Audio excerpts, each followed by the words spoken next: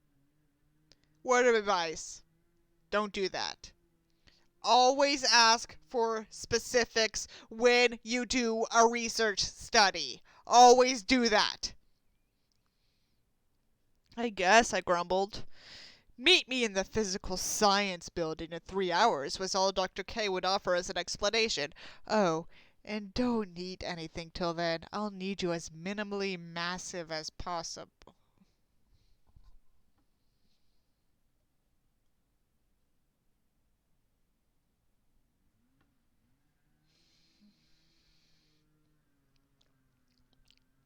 You're not making this any better, okay? That last, I definitely didn't understand. There certainly didn't sound to me like any psychology study. Uh, it does this. Ugh. Never have I wanted to die more. Certain, unless, of course, this mysterious Dr. K was one of those archaic barbarians, a follower of those not psych, but psycho science pioneers who waterboarded their patients, sent powerful electric shocks through their bodies, and then locked them up in insane asylums where none of their treatments worked. That was before ethics were invented. So, yeah. Good grief, I said to myself. I could be selling myself to a maniac for 20 frickin' points. Is it worth it? No! Couldn't be that bad. Scientists today weren't like they had been in the old days. They had a code of ethics now. They wouldn't just mercilessly tamper with innocent young college kids for the fun of it. I burst out laughing. Now that was funny. It's the stupid STEM bro weight versus mass joke they always pull out.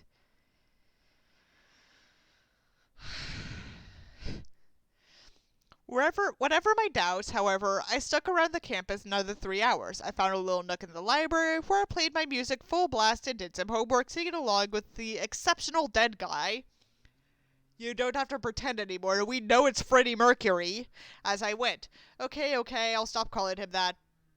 Thank you! Thank you! Thank you! But in those days, that's how I referred to him. I felt the need to constantly remind myself of how ridiculous I was being, obsessing for, by that point, 7 years over a wild and crazy rock star who, if alive today, was old enough to be my grandfather.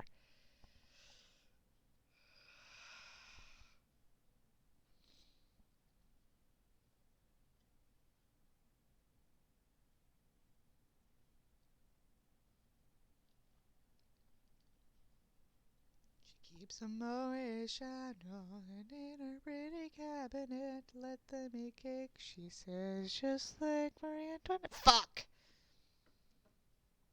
That wasn't one of the songs Brian wrote. It's okay. That was my version of self-therapy, perpetually telling myself Freddie Mercury isn't alive anymore. Get yourself a real boyfriend. You wouldn't be his type anyway. That's not self-therapy. Self-therapy is playing Animal Crossing. And simping Raymond in a maid dress. I'm weird for liking Freddie Mercury. No, you're weird for being severely sexually obsessed with Freddie Mercury.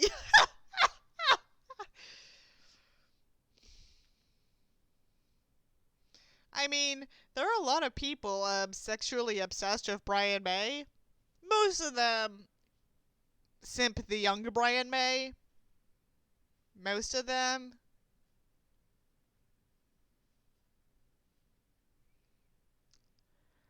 Looking at you, Becky. Oops, guess I let the cat out of the bag, but there it is. Of course, we all got something. A little bitty neurosis causing mischief in the mind. Mine materialized as the dark, complicated man who I've spent 7 years of my life, brought to you by the Department of Redundancy Department, just to get some raw hint of what made him tick. Is that weird? Don't answer the question. I'll only get mad. I did indeed find all the members of Queen interesting, but there were degrees. Roger was on the bottom of my list. I didn't ask, bitch. I may have just made some people angry. Don't get me wrong, in his prime he was extremely pretty, but he always struck me as nothing more but a handsome face with fantastic rhythm, as someone without any real substance behind the blue eyes. And it would be a sin not to respect Brian May and the countless things he excels at? No, it's not. It's a sin to not want Brian May to go commit die.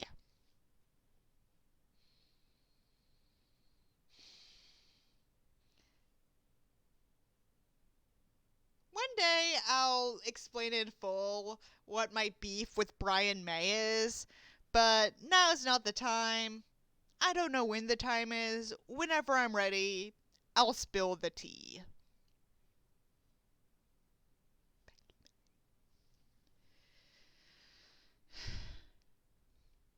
But I just could really get excited about him. Maybe it's the Badger thing. He wants to fuck them. I don't know. Wait, did we switch to the footnotes? Apparently we did. It's the weirdest and dumbest blend of chat room and professional writing. It really is. It really is. Chances are this author was. There's a 90% chance this author was in high school. Another 5% makes me say middle school, and the other 5% makes me say college. Because remember, the author of Swedish American Royal Love Story was in her 20s when she wrote that. So there's hope for no one.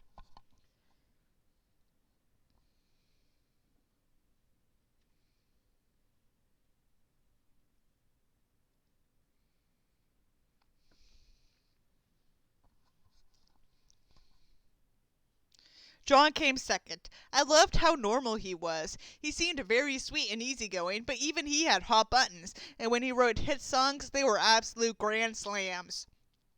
Another One Bites the Dust is the worst of the Queen singles. Change my mind. You can't. But the most fascinating and most deliciously mysterious bloke of them all, Freddie himself, captured my imagination far more than the rest combined. I know high schoolers and middle schoolers who've written better shit than this. I I believe you, Andrew. I believe you. This is just not one of those better authors. I was not in love with him. I just obsessed over him and imagined having sex with him. Do you understand? People can be obsessed without being emotionally attached. I admired him, though, immensely. That means you were emotionally attached to him, you bitch! He opened the doors for many of the artsy things I still enjoy in life. Whether it's drawing or teaching myself the guitar, I'm not very good, but I enjoy them. I suppose I could even say he is what sent me into psychology. What? What? Yes, I want to help people work out their problems. That goes without saying. But examining every word in every interview, heeding every little vocal inflection, watching his eyes go flat every time he walked onto the stage, and noting how nicely they sparkled when he was often relaxed, I knew that if I could just get the hand of those psychological tools, I could use those powers to at last complete the multifaceted person I believed him to be.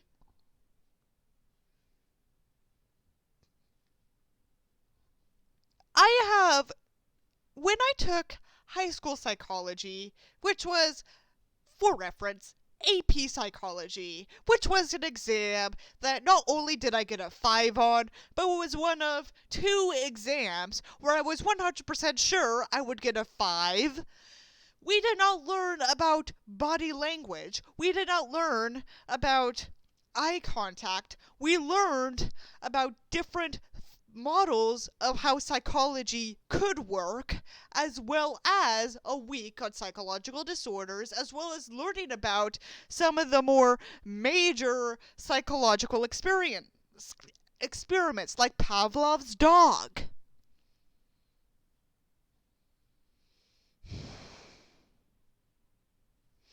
Past all the second-hand accounts, past all the iffy facts, past all the fame-mongering retreads who milk their relationships with him every chance they can. I wanted to know who he really was inside. And once that happened, I just knew in my heart of hearts I would be freed of my obsession.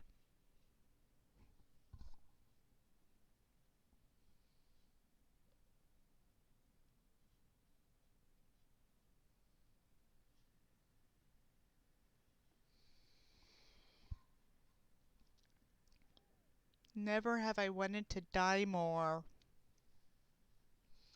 But since he was gone for good, I had nearly resigned myself to the idea that the last 7 years have been spent in a wild goose chase. Freddie and I were crewing about our melancholy blues, not saying it, when I saw I had better pack it up and head towards Mr. K. Dr. K. Dr. K! They're not interchangeable! And whatever lay waiting for me there. Shrugging, I turned off the music, but I kept singing under my breath while I trekked up the stairs. It was cooler outside now than that afternoon, much more autumnal.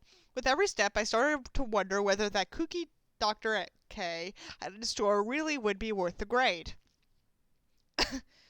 Oh, what's the brand of white wine I got? Woodbridge by Robert Mondavi. It's Chardonnay. There might be. Does it have the year it was bottled? It doesn't say the year it was bottled, but it was most likely 2020.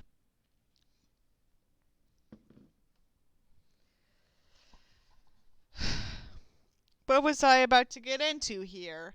That same feeling at the vending machine washed over me, but stronger.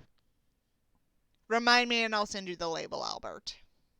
Body language and eye contact both fall into gestural language and would be analyzed as such for intensive therapeutic practice. They are not magical tales like Sykes used to think, and pickup guys still do.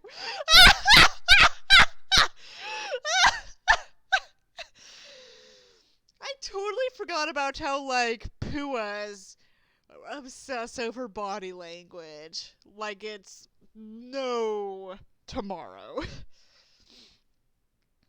Turning tail and running, driving straight home and pulling the covers over my head sounded increasingly more practical, and I almost did. Except as soon as I made up my mind to do it, I pushed the physical science building doors apart, and there was gnome-like Miss Dr. K sitting before me twiddling his thumbs. Ah, Julia! You've come, he said. Follow me, please. Wait, I stammered. I'm not sure about this. He studied me with marked disappointment. Scared already? He was appealing to my ego and desire to be brave and adventurous. Freud's psychoanalytic theory. The only thing provable about Freud's psychoanalysis is the reactions we have to stress. I forgot the name of it, but that's like the one thing I know for a fact he might have gotten right.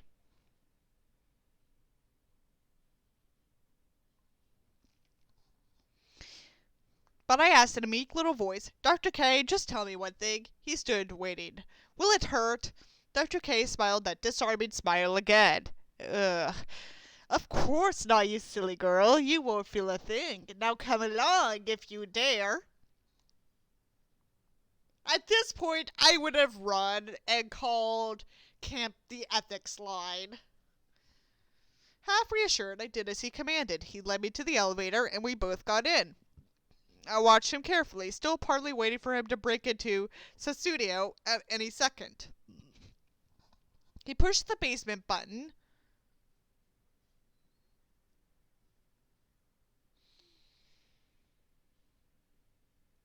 I'm not going to get into the problems with that. And held it down even after the doors closed. I looked over the floor at the floor indicator, saw the basement initials flashed, and then kept going. My heart flipped. A secret floor? A floor that would get flooded every time hurricane season came about? 4 levels below the basement. In Texas?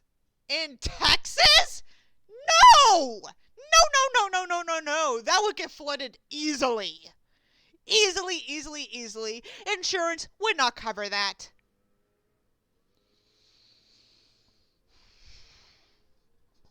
Dr. K let go of the button. The door slid apart, revealing us to a bleak white hall, just like in the floors above, except here lived an unsettling silence.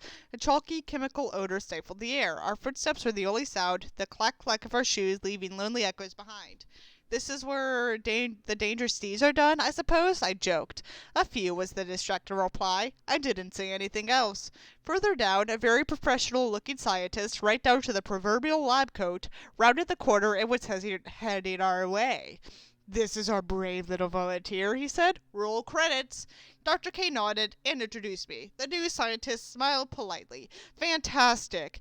Now, Julia, if you could please take a few minutes and fill these forms out for me. Purely routine stuff. Informed consent, a rundown of your physical condition, a small questionnaire, a few forms of release." "Release from what?" I asked. "In case something should happen to you while you're gone. We don't want to be held responsible." The one accurate thing said so far. "Please, whatever you do, don't sugarcoat it. I can't handle it," I muttered to myself. But I took the forms and started doing as I was asked, and there were some crazy questions in there too. Are you good at hiding yourself away? And do you keep secrets well? And my favorite, do you ascribe to conspiracy theories of any sort? I answered them as best as I knew how. I filled these papers out as we continued to walk, where we stopped at two huge industrial-strength double doors. Before we entered, Dr. K looked at me solemnly. "Now, this is extremely important," he said. "Are you good at taking notes?" "Yes, very," I lied. Then something Dr. Christopher, peering closer at his coat, had determined his name. I'm guessing that's the name of the new scientist. This is a terrible way to introduce that name, but whatever. Said hit me again. "Wait a minute. While I'm gone, where am I going?" Stop. Okay, hold on. What is going on? What are you going to do to me? I'm not going anywhere until you tell me. Fucking finally! Finally, she's asking the questions we all need to hear.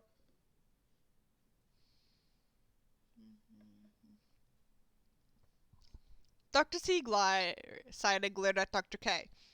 "Didn't you tell her anything?" "Put yourself in my place," Dr. K protested, as much as anyone can who sounds like John Malkovich. Whatever.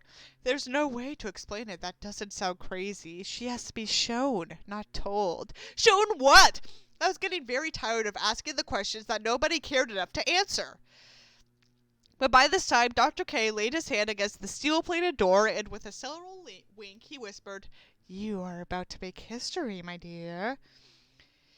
He pushed the doors open. What I saw sprawling about the hexagonal room within took my breath away. Hello, readers. If you're asking yourself, "If this is fanfiction, where's the band?" I'm getting there. You're not being rickrolled, or shall I say queen-rolled. That's not how it works. But there is some lead up, as you can see. Smile emoticon. Bear with me, stick it out. Freddie shall rear his pretty head before you know it.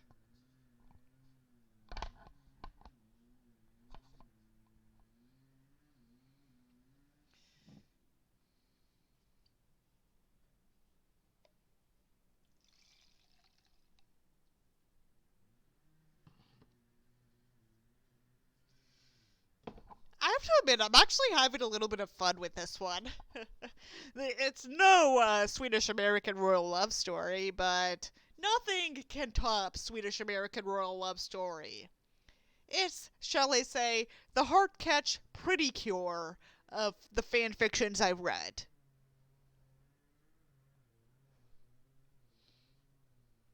I say that to like the two people in the audience who have watched Pretty Cure. Do you have enough wine for this, or do I need to make a run to Specs? Okay, first of all, for those of you who have no idea, Specs is an alcohol chain store in Texas because of alcohol laws that I'm too bored to get into. And second off, I think I'll be fine. I don't think I'm going to be reading past chapter 3 today, and we'll resume this next week. But if need be, I do have some beer, and I still have a bottle of rum. So I'll be fine. But thanks for your concern.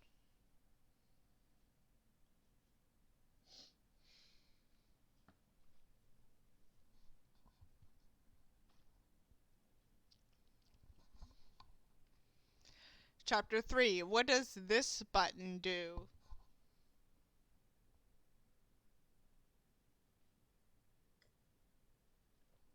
Also, you can just go to the grocery store and buy cheap wine.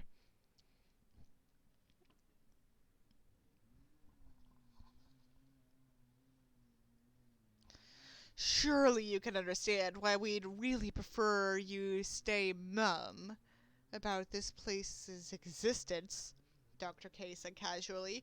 Most of the students on campus who aren't mad or dedicated psych students such as yourself know nothing about it. I wasn't listening very closely. Too interested was I in the huge six-sided room. The walls shone in immaculate stainless steel glory on one side, the other LED screens glared with incomprehensible data. The light seemed to come from all directions and bounced off of everything, giving the room a distinctly mirror-like feel. Why am I being recommended gay queen smut one-shots as well while reading this? What the fuck is coming up?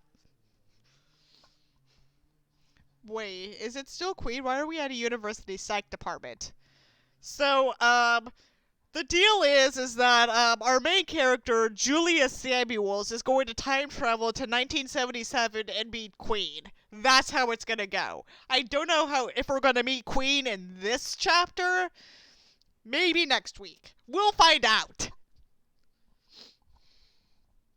People mingled busily about, tireless as worker bees, yet they were silent. No excited chatter, no droning of status reports or whatever, nothing. Seemed the computers were doing more talking than the people, what with the clicks and the taps and the beeps coming from everywhere. What is this place? I murmured.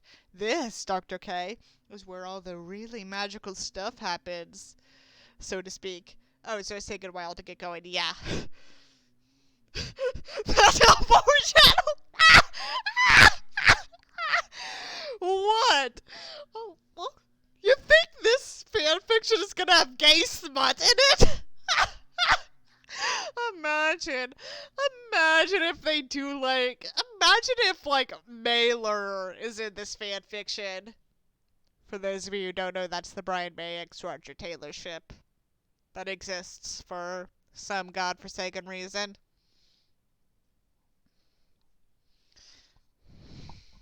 But this isn't even a science school. It's a liberal arts college.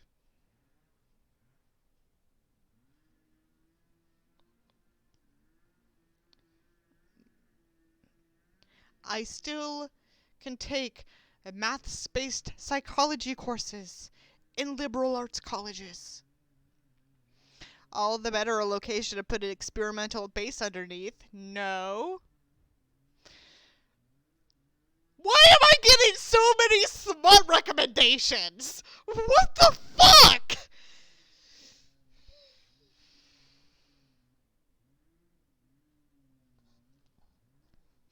It was then I noticed a huge depression in the middle of the floor. I drew as near as I could to see the floor slope down around 20 feet in a cone shape, coming to stop in the middle where stood what looked like some kind of cylindrical space pod from old sci-fi films. What's down there? I whispered. He beamed proudly. That's the little monster you'll very soon be making friends with, Dr. K said. We call her the TARDIS 14K2. For short, she's just, don't tell me, I interrupted. TARDIS. Dr. K stared at me. What? TARDIS, like in that Doctor Who show. Never mind. Oh, well, actually, we just call her T-Rod for short. I don't know why. We just do. Very convincing dialogue! Maybe you're just telling on yourself? I'm gonna show you all my library real quick, just to prove that this is not. So what I have are a few shifting books, because one of my future videos is going to be about reality shifting, and I look into the fandom for that. I then have some X-Reader fanfictions that are half ironic. This Brian May smut that I do plan on reading one day when I can do more adult Flowers fanfiction theater, as well as some weird MPreg stuff that I also will read one day, but I already put those in a while back.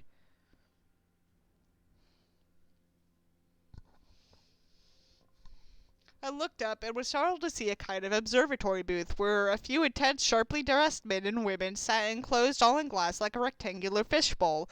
A couple of the faces I half recognized from the news. Who are they? I asked. Those are some of our benefactors, Dr. K answered.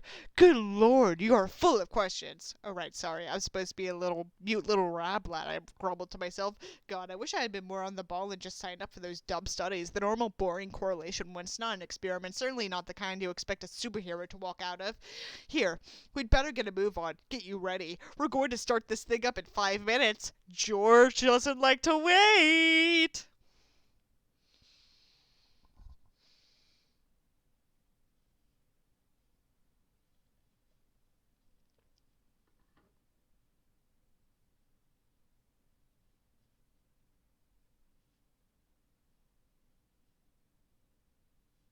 I am looking away.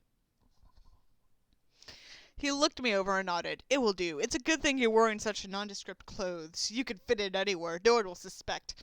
I glanced down at my black turtleneck and jeans. Thanks? I feel like I need wine, but my parents will probably stop me. Dr. K led me over to a table and had me open my backpack. I thought maybe he would rummage through it, take some stuff out to hold on to, perhaps, but instead he started stuffing things in, explaining each item as he went. Where you're going, there won't be any mobile signal, so your smartphone's IQ is going to drop 100 points at least, he said. In order to communicate with us, use this. He handed me an old Nokia phone. It was a true relic with a green monochromatic screen and the useless stubby antenna protruding from one side. The thing had to be about 20 years old. I stifled a smile. We're not even halfway through this chapter yet. I want to die. Dr. K could read my thoughts as they showed on my face. Go on and laugh. You're going to love that thing later. We've modified it so that for a certain amount of time, still not sure how long, we can reach you and we can keep each other up to date. And this, he went on, is your official log. Whatever you can't fit into the verbal time window, write down here. You say you're a good note taker. Let's see how good. Everything you see, everything you do, everybody you talk to goes in here. This is very important. Understand? I nodded, wondering what I would find at the end of this rainbow, and who was wanted to know as well. Looked back up at the fishbowl. And for the last, Dr. K concluded, your round-trip ticket. He held up his hand. Between his fingers dangled a necklace, and from the end hung an oddly shaped pendant about the size of a quarter.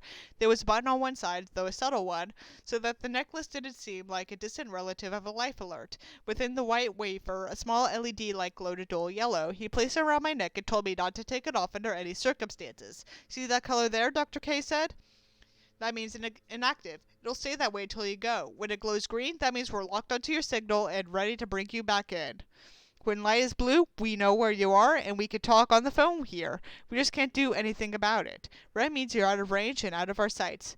Green means go, blue means talk, red means I'm on my own. Simple enough. How long am I going to be out there? I still hadn't had the faintest of what was about to happen. Not long, Dr. K assured me. At least an hour, at most 2. This is, mini chapters.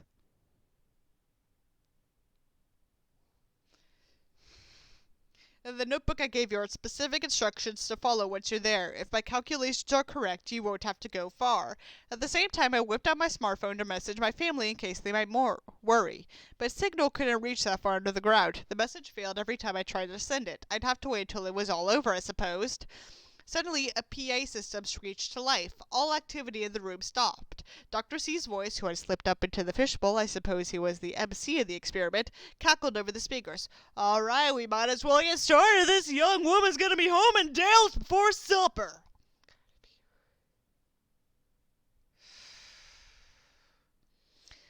Fucking Dallas. Seriously? You had to pick the worst city in Texas?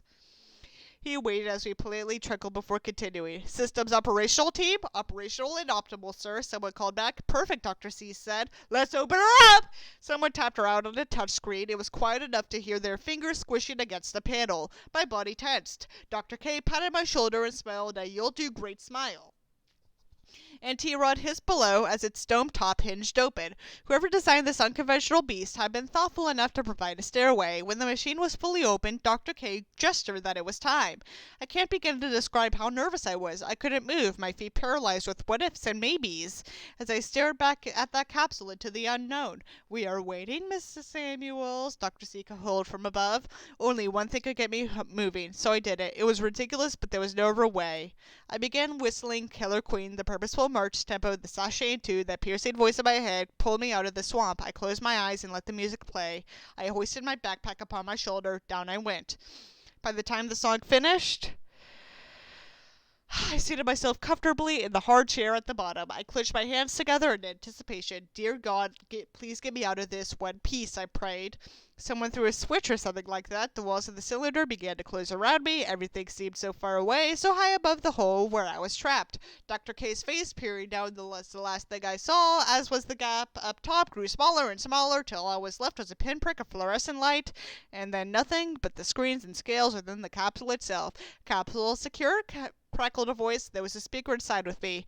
Okay, let's do it. Fingers crossed, everybody, said someone else. You all right in there, Julia? Dr. K called. Push the red button in the console in front of you if there's anything else you have to say. My pulsing hand did as I was told. I'm all right, I squeaked, which wasn't true. I wanted to throw up, but they didn't need to know that.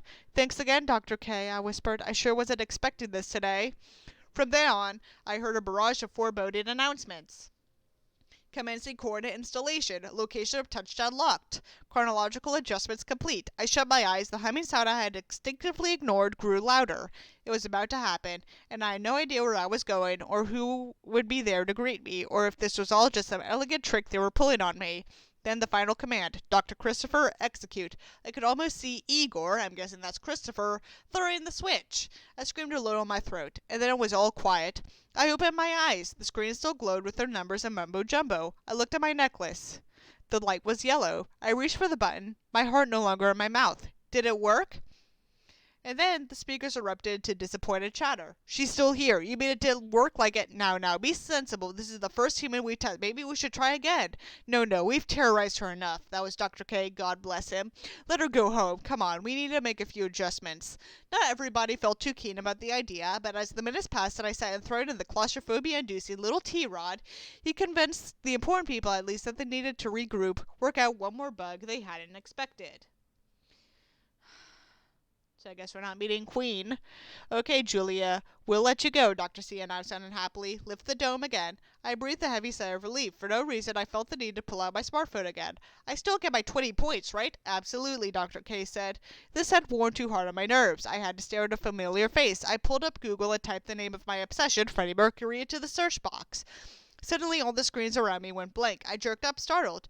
Then the one directly in front of my face took on the exact same look as my phone. I frowned, squinted, but it was no hallucination. There was the Google search bar. There were the words Freddie Mercury within it. One by one, the rest of the screens also were lighted, but they said different things. Above and around, I heard concerned voices say something about the hash being stuck, but I wasn't listening. One screen said location. Another said time. Cool, I thought to myself, screen mirroring. Funny little Bluetooth connections. Now there's signal. How weird. Why isn't the computer responding? Someone outside exclaimed. Time and location. Those must be filters from the web results. So for location, just for fun, I typed in his home address. Maybe there are pictures of him at home I haven't seen. Unlikely though it is, I smiled. Something's happening to the coordinates, the bed lamb rose. What's going on?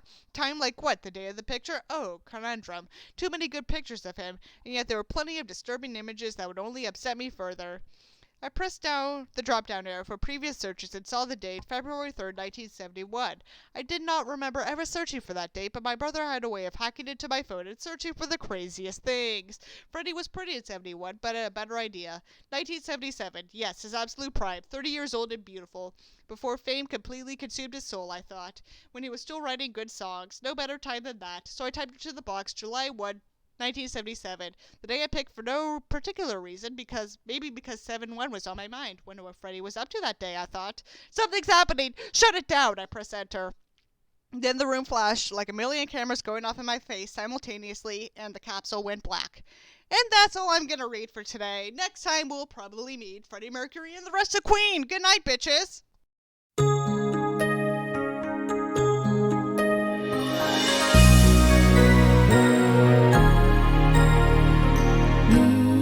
月のシャレに星のピアス外してどうしよう胸